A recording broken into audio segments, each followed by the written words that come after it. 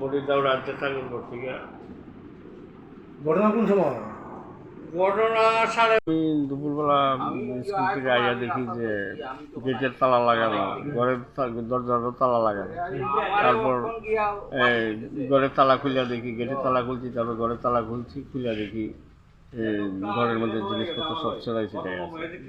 তারপর ভালো করে লক্ষ্য করে দেখলাম যে আরেকদিকে সামনে আরেকটা দরজা আছে, ওই দরজাটারে ভাঙিয়া তারা ভিতরে ঢুকিয়া আমার ঘর থেকে কিছু টাকা পয়সা, সোনার জিনিস আর একটা মোবাইল। কত টাকা নিচ্ছে? এটা ঘরের মধ্যে একটা মানুষের যে টাকাটা থাকে, এটা আপদ বিপদের লেগে রাখা হয়। ব্যাস। আপনার নামটা? জয়দীপ মজুমদার, বাড়ি? বাড়ি লালছড়া।